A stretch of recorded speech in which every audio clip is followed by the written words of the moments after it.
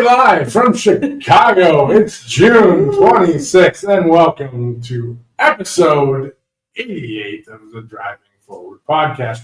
Whether you're joining us live or listening to one of our 18 platforms, including Reach Across America Radio, where we broadcast every Tuesday evening from 7 to 8 p.m. Central Time, we appreciate your support. Today, once again, we're all together, so I absolutely love these. So Bain, he's over here. He's like, you got a different level of energy when this happens. So we all know that. So we have Jennie's here with us. So Bain as usual, and then a new face, Lexi Farris from Upwell. So Lexi, let's do a quick intro. Well, actually, I'm gonna run through our upcoming events, and then we're gonna go into the intro. I think so. Sounds good. Pause. Yeah, pause. So, so tonight we have our freight movement event, freight movement broker carrier summit, big road tour at Joe's Live. It's the biggest road tour. It's very hard. It's the biggest road tour. The hugest. So, it's bigger than big. Thank you for your attention to this matter. Big road. Gonna be a lot of people there, so it should be a ton of fun. Thanks to MS Fuel Card, Journey, Revenova, and GLCS for putting this one on. So lots of people. Should be a good time. Music. It is hot here in Chicago there.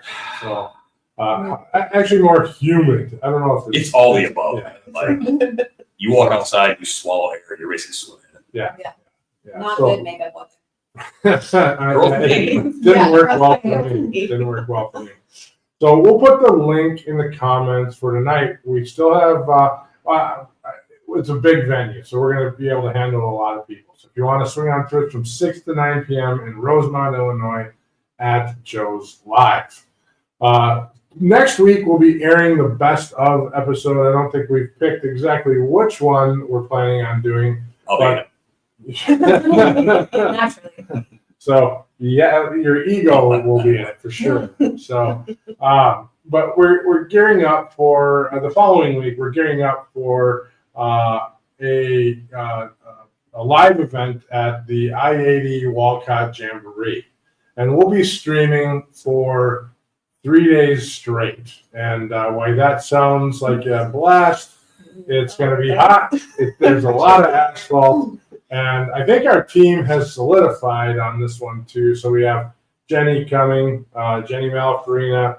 We have Hunter from Logistics Lounge is going to be there. I think Dan Lindsay. I think we have a crew from MS Fuel Card as well, amongst several others. I think Maria Lupke is going to join us. So there's a few others. We're trying to get a large crew so we can spread the workload out. But if you've ever been to the Jamboree, it's an absolute blast, and the whole trucking world comes through in front of your face over a 3-day period. So it's a lot. Come by. We have a camper. We have tents. Chill out with us. We'll have some waters. We'll have a whole bunch of stuff to just sit, hang out, talk freight, and just have a good time. So, I'm coming home, baby. Come back to 319.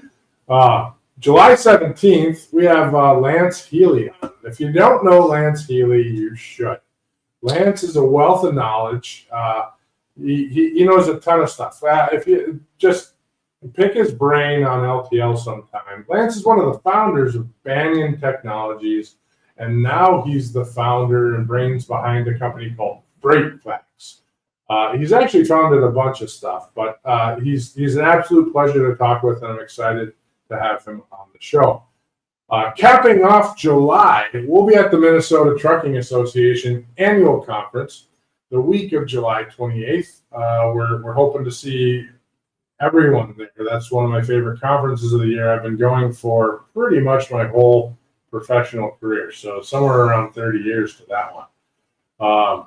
And as we're wrapping up this episode, we're pretty much halfway through the year now. So we're going to talk about that a bit on the episode, but before we get to that, we're going to pass this over to Lexi and get an intro on who you are, who you work for, and where you come from. Yeah, absolutely. Thanks for having me. First time here, but dream team, love these people. I currently work at Upwell. I run our strategy department. Before that, I started out in freight in general with Worldwide Express. I'm from Kansas City, so their truckload office was right down the street, and spent about 4 years there working on the enterprise sales team. And then from there, I kind of jumped into more of the freight tech startup world and spent 4 years at Denim, which is a factoring company that primarily, serves brokers, carriers. And then from there, made that shift over to Upwell to continue to focus on that back office technology. You've kind of done a little bit of everything. I've done a little bit of everything, yeah. So what does it mean to lead strategy for Upwell? I think the thing that's so exciting about strategy is it really means that you get to help move each department. So I get to spend a lot of time with the sales team. I get to spend a lot of time with operations, with current clients. And what it means is I spend a lot of my time getting feedback from people, whether that's internally, whether it's externally, whether it's through partnerships. And then we bring all that back to the table, and then Charlie, our founder, CEO, myself, and other leadership members, that's kind of how we build our roadmap. And that's how we decide what direction to go next. Great. So big job. It's fun. Lots of fun, interesting product. We're definitely see it move. To that point, can you talk a little about the product itself? Upwell has been, I think, pretty out in the open. Yeah. A lot of folks kind of know who you guys are. Can I talk about the product a little bit and what you guys are really focused on? Yeah, so we are focused on automating accounts receivable.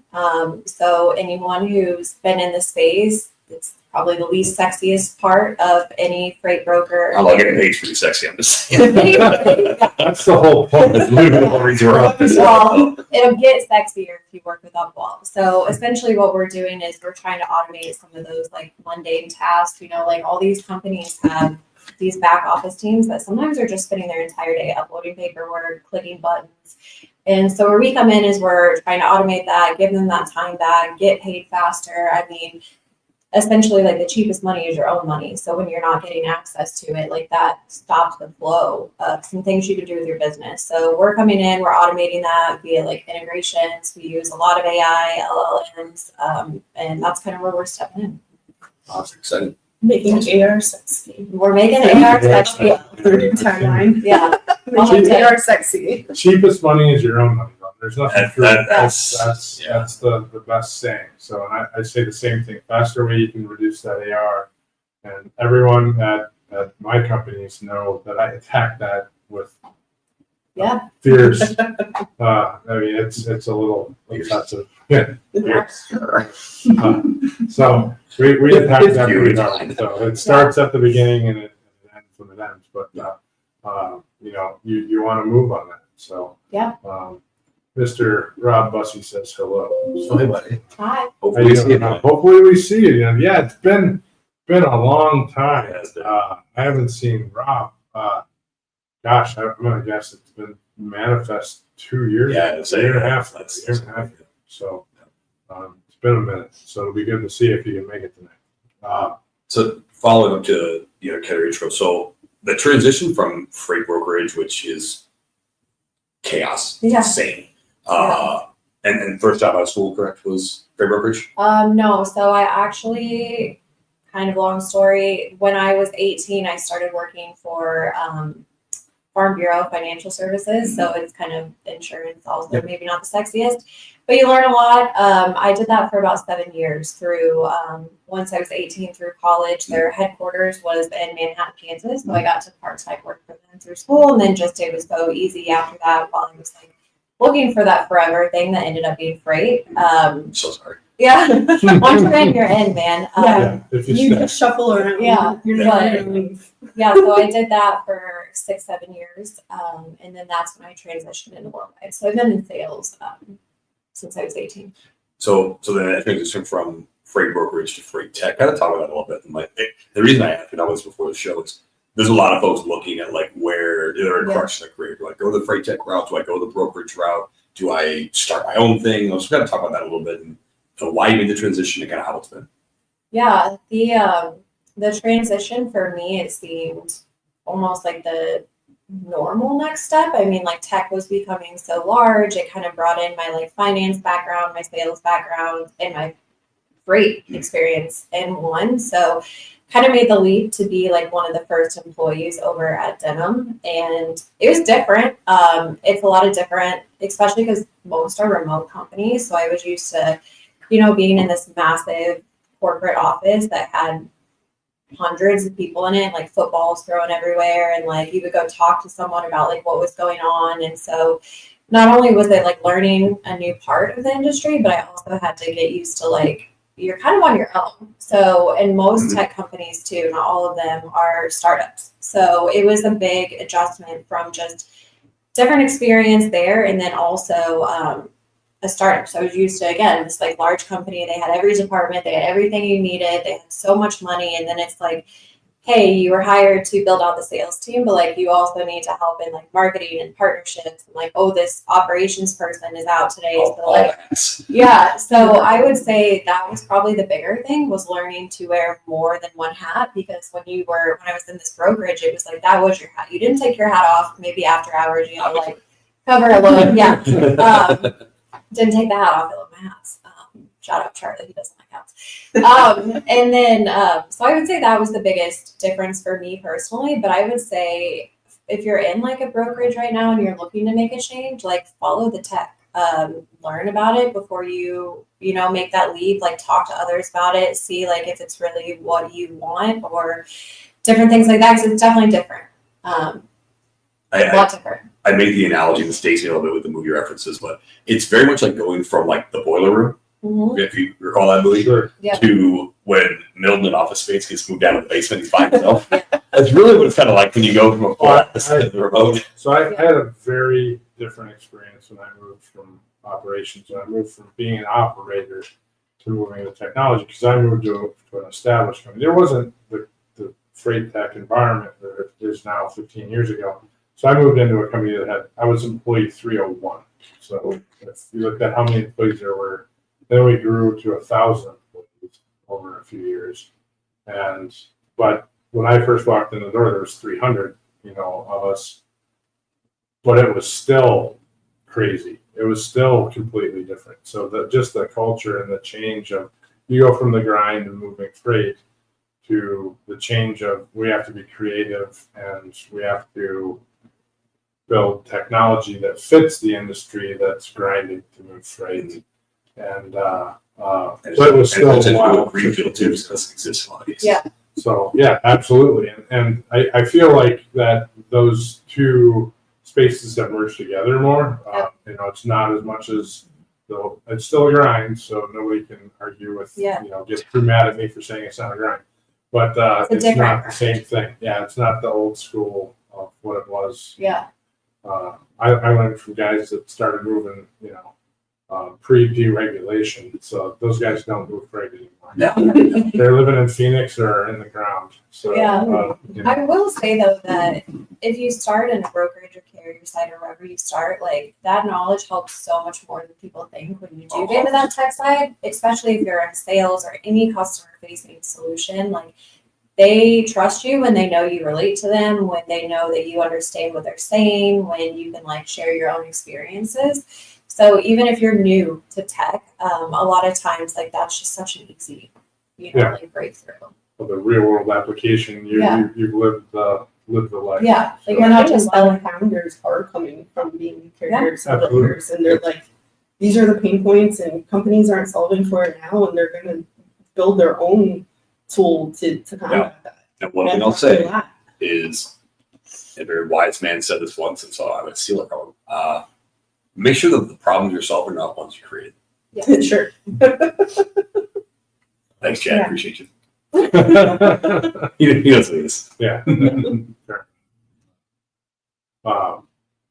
I agree though that if you're able to bring that industry awareness, or the other thing that we see a lot right now is someone who has an extreme talent surround themselves with that industry knowledge and just marry it all together. So we see a few of those type of companies popping up, and if it's done well, they can make that happen. in a great way. But we don't see that happen as often as we see just the industry talent come in and surround themselves with the technical aptitude. So, and there's something to be said for those technical folks who come in and then surround themselves, because there's an advantage of naivety. yeah. That we've never been able to do this. Well, says we can't. Yeah. I think it's something to always be mindful of when people are looking at solutions and whatnot. Like, look at it in the case of, well, just because we haven't been able to do this doesn't mean we can't. Agreed. So let's go into how we're doing this year. So we are kind of keeping this wide open. Actually, before we do that, we got another comment from Rob. So speaking of AI here, our two guys who 100% still compose their own thoughtful post. Oh, yeah. Fair enough. I need new glasses, so yeah. But anyway, She's got you. so yeah, absolutely. I'll be honest. So I do use ChatGPT to enhance some of my stuff from time to time. Scandal. Plus, it's imaginary for us. Yeah. But I don't start with ChatGPT. I definitely start with my stuff and then Evolving landscape. Right. It makes you go faster, cleaner, whatever. But All mine's straight off the dome, man. I got bars. yeah, I got bars. so It kind of helps organize your thoughts sometimes. Like, Yeah. I find it most useful for the flow. Like, right.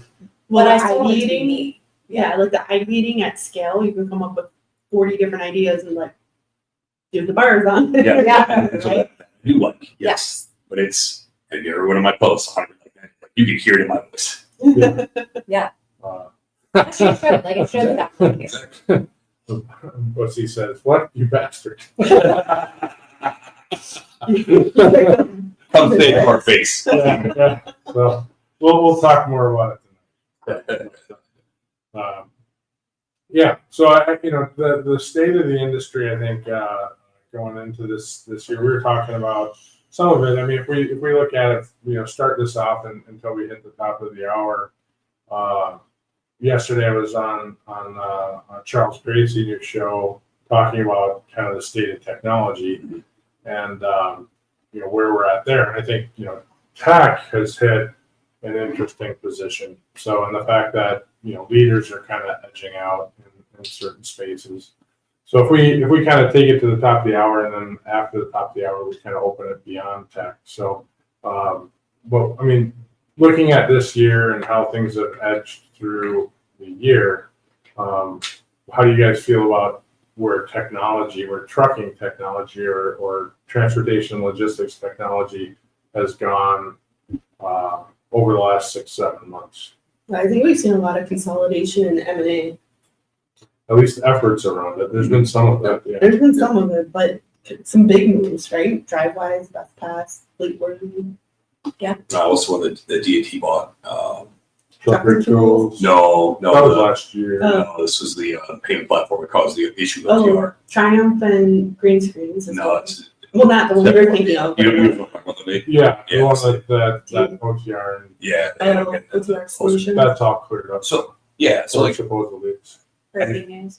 where I feel like we are with from the tech side is we're past the wait and see point. Like the knowledge is not going anywhere. It's going to happen. Yeah. It is a part of this space, and it's never going anywhere. You have leadership rising across the landscape, whether it's brokerage, trucking, whoever, that live with technology their whole life. That's true. And HR claim. Yeah. We're comp, no problem. Yeah. You're always. So, but that said, is that we've had so many false starts when it comes to the tech revolution in trucking Yeah. that there is still a lot of trepidation around are these just a shiny object? Like, let's really go back 5 years. Remember when blockchain was going to change the whole game? Oh yeah. It would change nothing. And right now, like, is AI going to change the game? Yes, people are saying that. I'm not saying yes. I'm not saying no. It has been adopted way more to this point than some of these other techs have been. So I think it's moving in the right direction. But also there is now the pushback of, we don't want the machines to take our jobs. Yeah. Right. And so knowing that, like, that is going to slow adoption, which slows overall the speed and velocity of business. So taking the market stuff out and just where the technology is, we're at this point where leaders are being exposed across the landscape of like, can I really do change management and implementation and do this in a way that still, it keeps my people in the seat, it maximizes their efforts and their volumes so that the business wins, they win, and it's tough. It's a hard balance. Yeah. I'm gonna hit it and we'll see what Good. everybody else has. So I don't think you have a choice anymore. I Yeah. think the rates are not going up. So, and the costs are. So you as a business leader don't have a choice. So you have to look at what you can do more business with less people and with less cost. And it's So- not the business leaders that are impacting adoption. Right. It's Let's culture change. Correct. It's the culture change, but you just don't. And those that can't figure out how to do it right now, the industry is not going to be worried about losing another 300,000 trucks. No. So if you go out of business, that's really bad. That stinks. But oh well. I mean, I've written how many times about this that it sucks to see companies go out of business, but It is a necessary. it's not that bad that you're going out of business because we need that space for companies to become profitable. Unfortunately, just doing more business doesn't increase the rates. It's actually normalizing and stabilizing companies. So it's creating the space for you to build and brick your company in a more solidified manner. We're seeing it with our customer base. Customers are buying customers. Yeah. Customers are filing bankruptcies and those assets are moving to other customers. We're seeing that across the ecosystem. So we see organizations deploying AI, good AI, and we've talked about this before, where AI being categorized into actual solution sets instead of AI getting the blanket term. It actually gets named to the solution sets that they are. Because right now it's blasted as AI. I mean, technically, you start looking at autonomous trucking, which is going to hold the deeper discussion on autonomous trucking till later, but that kind of gets categorized into AI too, and a solution like Upwell has no business being in the same discussion as autonomous Correct. trucking. So, Well, like in terms of people not wanting it to replace jobs, I think part of it is getting people to understand that it's to enhance their jobs, or get them, like, especially in the back office. So I'll talk about Upwell a little bit right now. Like I said earlier, those people are clicking buttons, they're tracking down paper, they're putting all this stuff together when they could be doing what is probably their actual job. So a lot of times it's like moving the resources to more like revenue generating activities. So it's all just about like, what are those people doing? What could help them and what could make the business like overall run like more efficiently? Like it could be a tool. I worked at a 3PL once, and we had a whole department committed to freight auditing. Yep. And when I say a department, I mean like lots and lots of people just sitting there and visually looking at every invoice that's going by, looking for discrepancies and things like that. And I'm like, is this really the best use of our time? Yeah. So when you say talking about moving those people to revenue generation tactics, it's like there's probably like hundreds of thousands of dollars sitting in a room looking at paper. And when you look at that, again, just to kind of put a bow on that, when the efforts are being put forth simply to get the paperwork and the invoices and all the things together, simply to invoice and to bill, and simply to get paid. When all the efforts go towards that, then when you have to look at, all right, we have accessorials, we have discrepancies, we have route changes. When you have to manage just by volume versus manage by exception, there is financial leakage that is incredible, and I don't think we really understand like how big that problem is. Yeah. You can talk to individual organizations. You say, hey, like it's $100,000 a year, $200,000 a year, $300,000 a year. It could be even more depending on the size of the org. But knowing that, that now these people are no longer a cost center; they are revenue generating part of the business, which is massive. Yeah, and it's a huge selling point for sales teams or leaders to be pushing to like show what that ROI is. Like, this is how you should move this employee to do this. Like, this is not how you should replace this employee. And like, granted, like sometimes there is some employee replacement, but that's not the goal. Yeah. Right. That it's not the goal. It unfortunately, though, becomes a reality the larger the larger the corporation you're getting into. And it's the reality because of the market. Mm-hmm. You can't go, if you're a 1,000 employee organization and you're deploying in a extreme solution, you can't expand by 50% right now. You just, that's not an option unless you're acquiring, but then you're going to end up still reducing headcount. So if you're not thinking along those lines, your rates are not going up. They're not going up. So, and anyone that you're talking to for the last 3+ years, none of us have been really forecasting anything that have said they're going to go up. And even the people who get paid full time to look at this are still saying it's not looking good in the future. So, so if you're still in the game and your war chest is depleted and you're still hanging on, now it's time to really firm those walls up. So, I mean, it's great that you've made it this far and you're going to continue to make it this far. Things are looking better, but you're not going to see any sort of launch to the moon. I don't think we're going to see the market come back in a great way. So, I think everybody keeps thinking like, okay, when do we go back to normal? I think we give up on time. We get back to COVID. This is it. And like, we're in a winter season, right? And if you summer. Well, winter season in terms of like Tony Robbins and seasonality of businesses. And it's like, this is the point in your business where you either take charge and you say, this is not going back to what it was. I can't rebuild to get back there. I have to try something new. I have to expand services offering.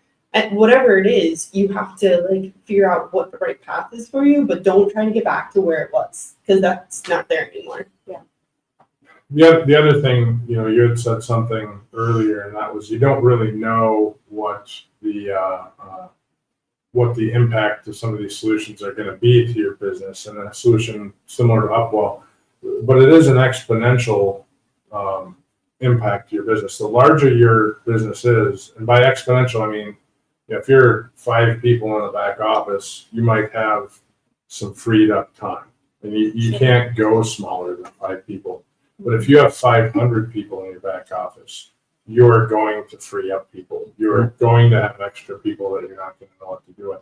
And there's front office solutions too, optimizations tools and whatnot that have the same impact on personnel as well. So it's interesting to see, both front and back office solutions tackle and have that type of impact to them. So, but they are exponential. The larger the organization, the weaker your processes and the more slack there is in them. So we'll see that kind of flex.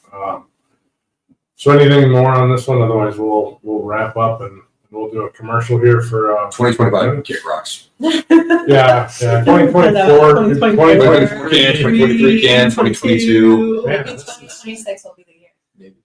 No, somebody told me I think we 3.5 said that more last- I years. already crossed it up. 2027 is my year. Probably. 3.5 more years. Somebody told me 3.5 more years until we get till things are good again. Well, it's probably politically fueled, but we're gonna leave It's that. gonna go. We'll leave I that. don't like this when you take it. Cut. Very rude. Very rude. I was just going in that direction, but if it goes that route, we probably got a lot more than 3.5 years. So, but whatever the case is. So, all right. Well, we will be back in a minute and a half or so. If you have any questions for us, queue them up, and love to chat. If your fleet's downtime looks like chaos, you're missing out on GLCS. In the fast-paced world of trucking and logistics, time is everything. Meet GLCS, your expert partner in managed IT services. We integrate seamlessly with your team, bringing seasoned IT professionals with deep transportation and logistics expertise. Imagine your software updates running smoothly, complex issues resolved quickly, and operations humming with efficiency. GLCS has your back. Our support doesn't just fix problems, it prevents them. With our industry connections and proactive approach, we keep your trucks rolling and your brokers working. Think of us as the added resource your company needs to unleash its full potential. Visit glcs.net today and keep your business driving forward. GLCS, where efficiency meets expertise.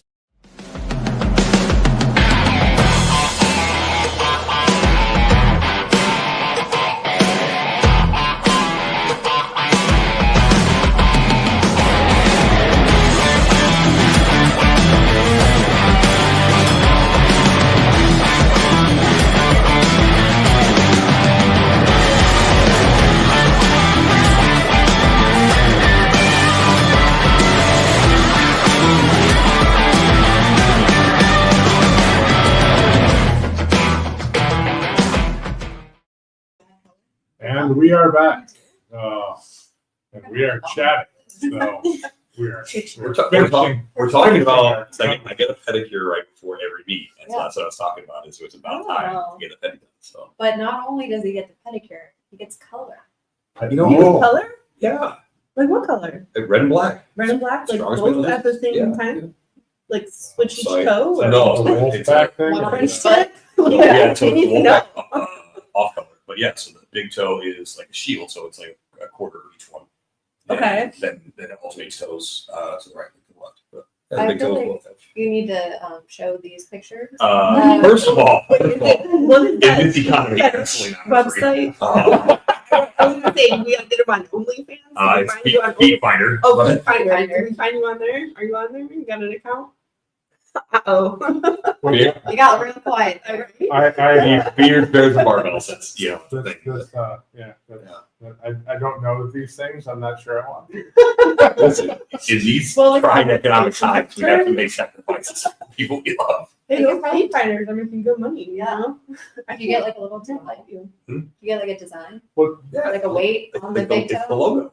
It's so do you funny. feel like men getting pedicures is odd or something? No, I Just the was color. shocked that he got like Color, I think, such is in different. depth color. My brother has been getting pedicures with me forever. Like he loves it. He won't go without me though, and I'm like, you can go Yeah, in here. You're not gonna bite. I don't go. It's get a bonding pedicure time for us. without female It either. is very funny to have me go in. Like I've ever gone to a salon that has never done me before.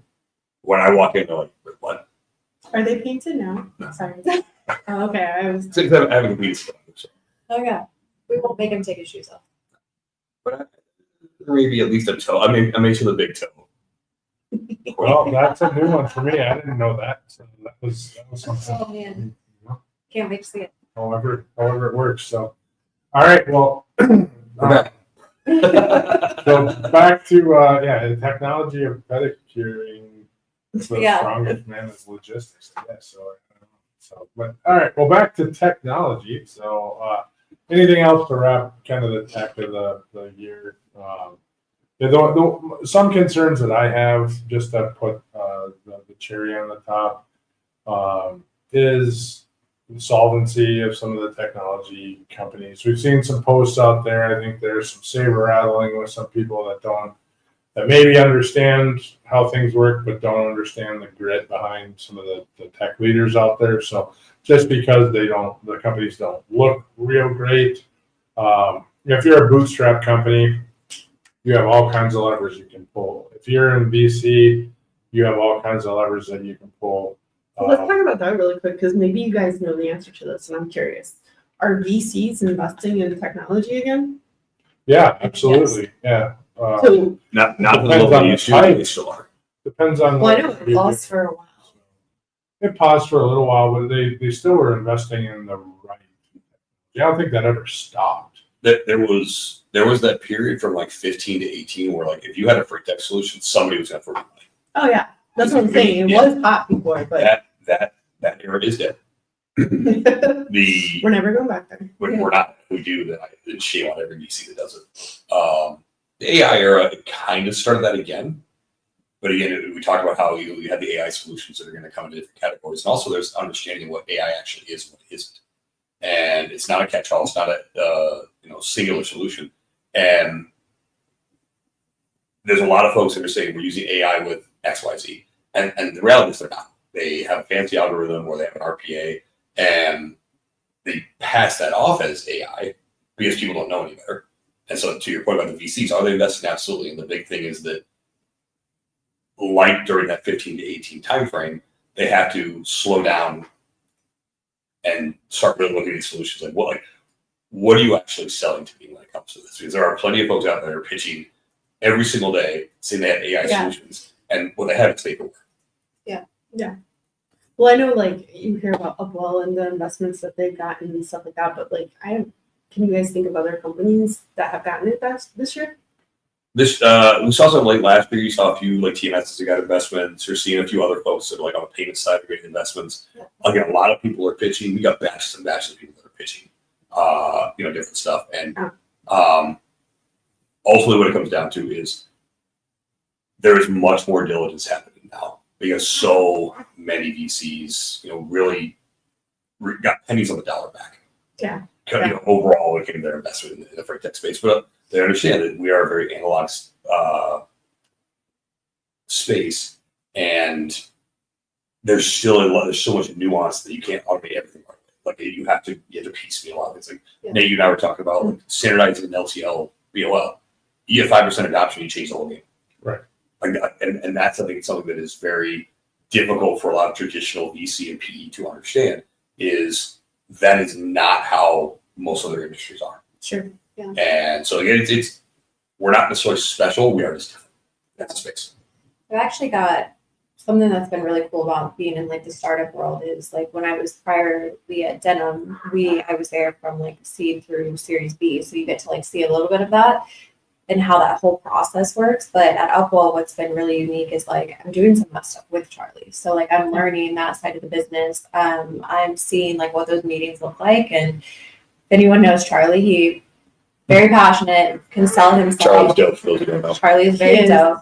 But the questions they ask, like they dig in. It's not like a simple, easy meeting, like the due diligence, but it's due diligence on both sides too. Like he has to like choose who, like, Could be hard. yeah, who's vibing with, and like who's more strategic to go with, or like who can be more of a long-term partner. And it's been interesting to like learn that at Upwell.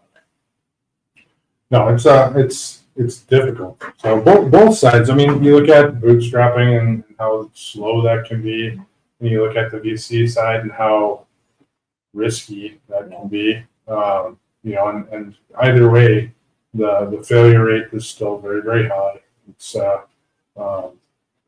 all risky. I mean, anytime you look at building a business, it's tough. So, and one thing I would say is if you have AI in your business today, and it's real AI, you have a much better chance in the VC world. So if you are injecting AI into a solution that did not have AI and it's real AI, you have a smaller chance. And if you're just making it up and putting out BS, you suck. Yeah. And listen, if anybody sees this clip, you know who you are. Right. Fair enough. So, fair enough. All right. So, other items for the rest of the state of the industry. What other topics? I have another question. I'm full of all the 9 Another. questions. I have another one. Well, I really want to know because we talked about things are not going to go back to what they were, and we talked about how like tech has to happen, like it has to happen, right?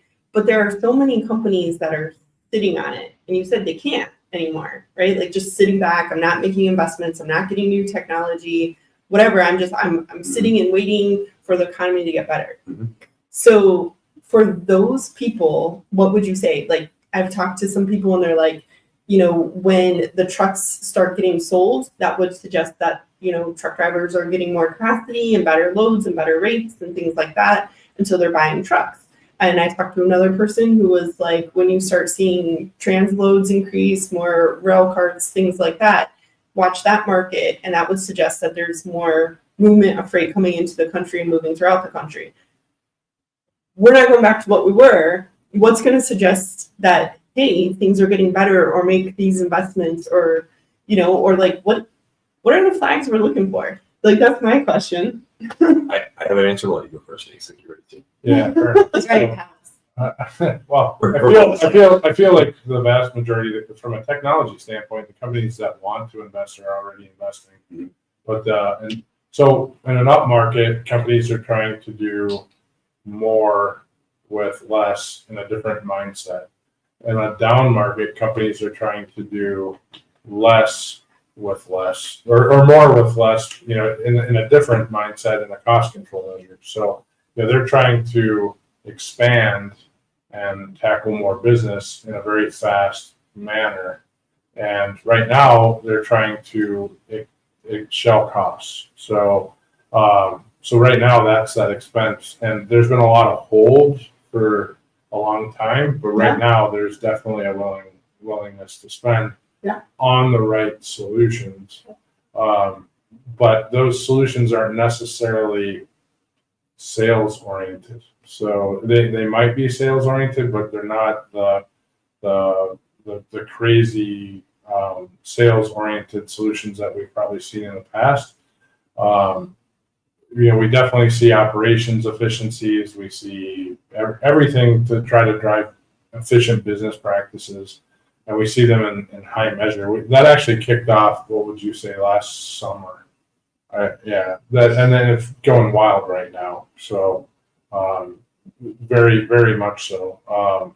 But for those companies that don't want to do that, that are still staring at, when is the market going to uptick?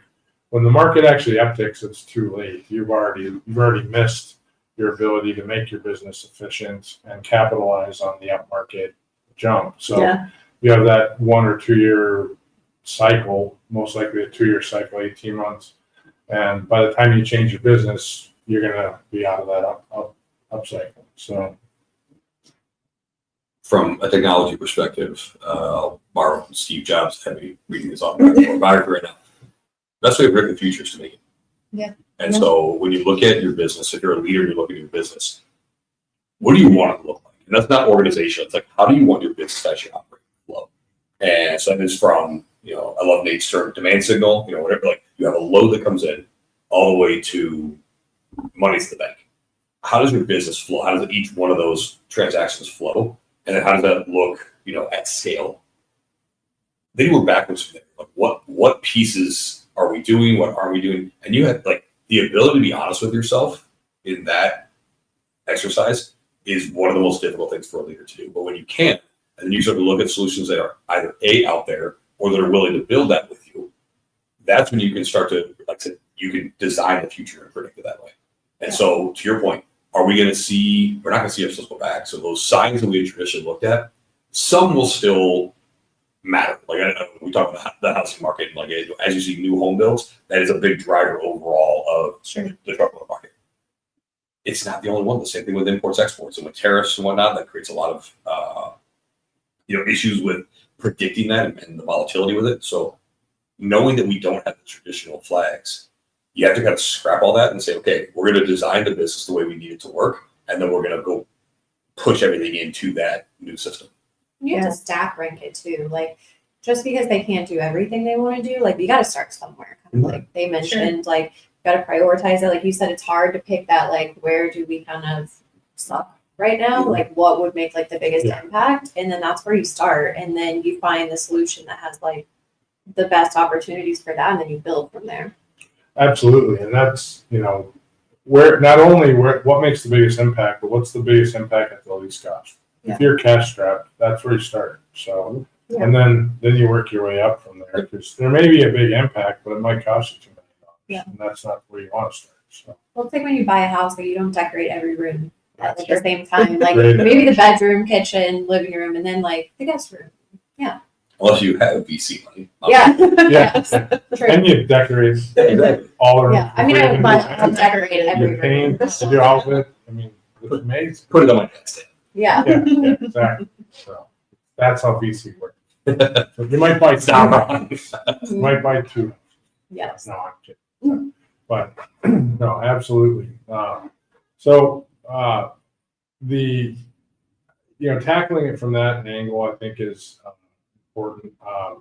We were talking about the indices, that to watch. So none of the indices that are out there, Grace and I were talking about this last week. So looking at I always watch these. You have people who watch all these micro factors. You can watch any market that you want. But in reality, if consumer spending doesn't go up, if the housing market doesn't go up, and actually if you watch consumer debt as well, and if that stays extremely high, that's one to kind of watch right now. But all of these scenarios, automotive, I don't know if automotive's ever going to come back to what it used to be. But all of these leading indices that I've been watching since I figured out corrugated boxes. So that's another one. I always watch corrugated boxes because we ship stuff in boxes, right? So if all of a sudden boxes go crazy, the freight, and this is before we had any sort of indice from DAT or freight waves or anything like that. You just simply watch what the corrugated box companies are doing. If all of a sudden they start to produce great numbers, something's coming, right? So this goes way, way back, but there's nothing out there that's looking good. So nothing at all. Except me. I look great. Yeah, Of of course. It's those toes. Yeah, Those toes. So it will be the code. He's got to get it done. yeah, fair enough. Pretty toes, big squat, baby. Well, we're gonna be there. I'm gonna be recording that too, so I'll be able to be there in person. They Oh, so quick aside, probably the biggest egos broke for a powerlifter ever is I had the meet director reach out to me and said, "Do you know what you're planning to squat?" I said, "Well, I don't know. It depends on how the day goes, but I'm opening at 1100." And he's like, "Cool. We just want to make sure we have enough weights for you." I'm like, there is no better ego stroke for a powerlifter than a meet director saying, "We want to make sure we have enough weights for you." That's cool. So, yeah. So when just to throw that one out there, when is that? July 26th in Minneapolis. Been posted about it, so I'll post it again as far as location. But if folks want to donate to help kids, right now I'm the current leading fundraiser, so appreciate to be still in the lead when it comes to the 26th. But yeah, so it's going to be an awesome meet. A lot of big lifts going on. There's a great chance you'll see at least one all-time world record attempt. ooh, okay. Yeah. All right. That's big. I'll have to tune in. That's big. And if things go the way they're supposed to, I will be the 20th person ever to squat 400 pounds. Damn. We'll be That's in the rooting for weight class or all? Period. All time. Period, all time. So Wow. that's And only the third person, 275, and I will be if my body weight stays where it's at, I will be the lightest person to ever do it. wow. So you said that it depends on how you feel like that day.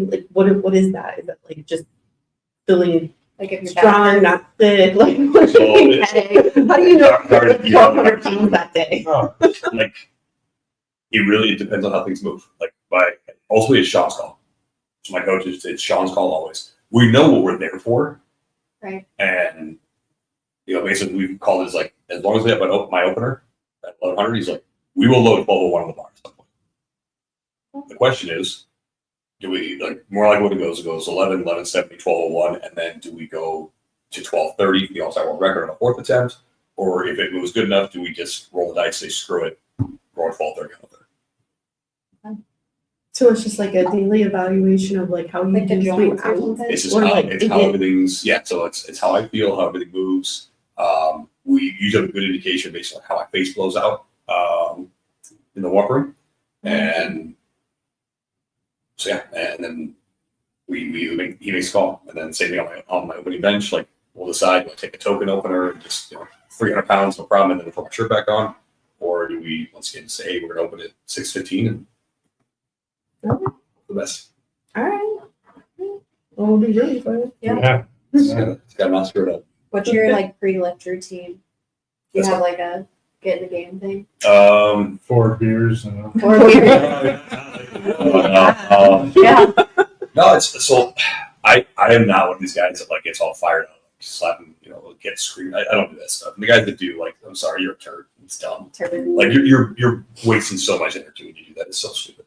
So, and especially at the weights that I'm at, everything it's about focus and execution until we get to deadlifts. The deadlifts is just grip and rip it. Just don't blow my arm off again.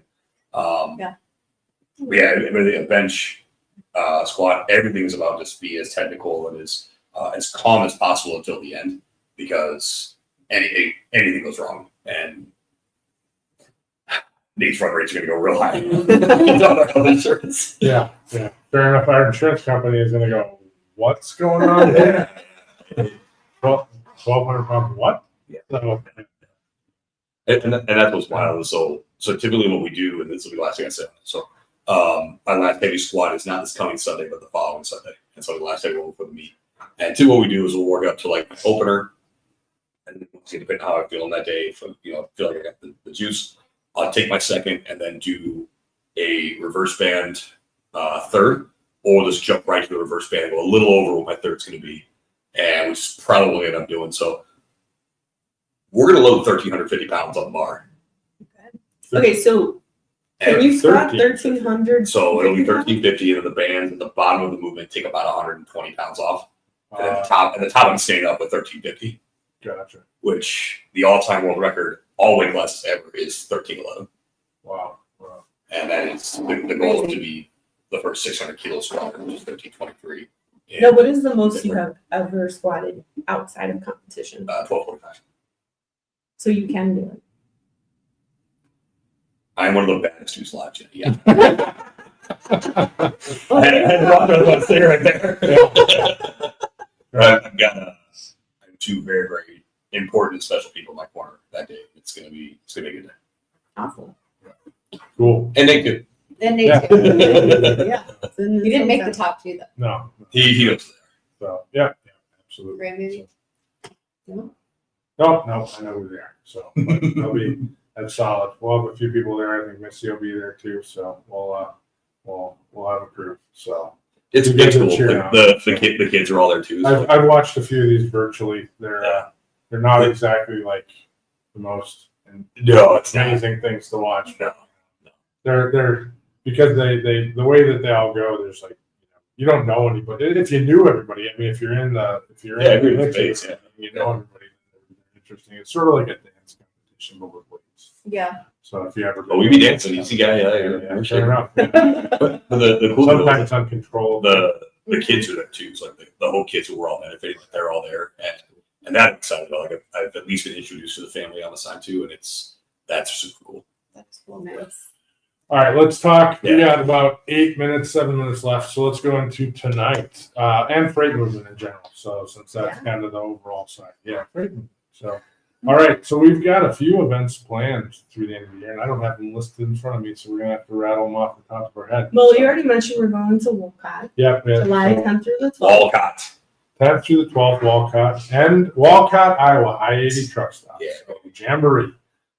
Acres upon acres and Trucks on trucks on trucks. hundreds of thousands or hundreds plus thousand people Oh, go yeah. through there in a Tons couple and of days. tons Like of the whole world. You sit out there and you'll never believe who walks by. It's like matched out building. No. Yeah, Oh, pretty that sounds much. fun. And then some. Yeah. So Really we'll have air conditioning. Stop by and get some AC.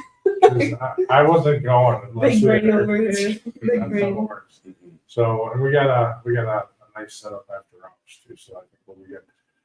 After that, we have an event coming up in Atlanta, the end of April. Well, first, you'll be, GLCS is going to, Right. MTA. We'll sit And then- we'll sit with freight movement because we've Yeah. got limited time. So end of April we have Atlanta. August. Yep. August. Yeah, I August. We're going back. Like, dude, this 2020 time has been like, it's not linear anymore. Like I'm in an alternate universe. it's all a construct. I'm like Jennie with time zone. Stop it. I was on time today. I said the So- right time. And I Yeah, was 148. Yeah. here. So then so Atlanta we're figuring out the venue. I think we've got a couple pinned down. So we should have details on that, but that's towards the end. I think like the We're 20th. looking at the 21st.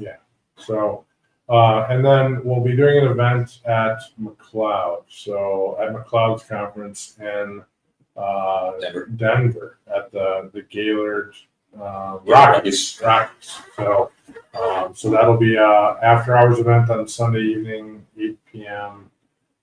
Sunday evening of their conference. So we'll have that. I think there's a bar and some Top Golf. So that one we're just getting solidified as well. Through the end of the year, we have a few other events that San we're just Diego. kind of knitting up. Yep, San Diego for MTA. Possibly Still trying to Chattanooga. figure out that. F3's up. We're knitting that one up. Similar to what we did last year, kind of our big kickoff event last year with Venture 53. So we're looking at that as well. And so through the end of the year, and a few other events. So we've got a variety of other ones, Tampa, whatnot. So if you're looking to hold an event, if you're looking to bring people together, let us know. We're happy to assist you with that. So we've done a whole bunch of them at this point. We're getting pretty good at it. So looking forward to tonight. Once again, if you are in Chicago, if you're in Rosemont, Illinois area, around O'Hare, Or not take the blue line in. You can take the Metro. Like you can get it. It's not tough. Yeah. It's not If you're hard. at the Bison Transport, Yeah. come in. Bison's in the same hotel. I have to actually look You're up down and see. there. Check out LinkedIn and see if anybody from Come through. Bison that I know is here. So, but they're all in the hotel doing something. So if anybody from Bison's watching, come on over. So we'd love to have you there. So once again, 6 p.m. to 9 p.m. tonight at Joe's Live. Music. There's a patio, but it's going to be hot. So we'll see how the patio works out. The patio is supposed to be nice. There's music. It's There's live music outside. It's too. super cool. I like that. So there's going to be like a band outside and everything too. So, but what else we got? What's Upwell up to? What's up, all? Yeah, you guys going to any events? or What's anything Upwell? like that? So, yeah, what's up, Will? What's up? So the next event we're doing, we don't have much going on in July. We are attending and sponsoring Bit Freighter, the charity Sure. golf tournament in August, and then we've got not so much like a conference, but we're supporting Warner's Carrier Connections Yeah. in August as well, and then we'll be at the big ones in the fall. You know, we have TIA, BCS. We'll probably do Freight Waves, but we're still kind of locking in the fall. So open to suggestion. Girls, Yeah. Yeah. I currently run our events right now, so Perfect. hit me up. We'll have to chat about that. See what we can do. Align on stuff. So, Yeah. Absolutely. Awesome. Well, with that being said, we'll wrap this one up. Appreciate you guys coming in and Yeah. joining us here. It's been a great chat. Stay curious, stay informed, keep pushing the boundaries of what's possible. Until next time, drive forward with purpose and innovation. Thanks for watching. Deuces.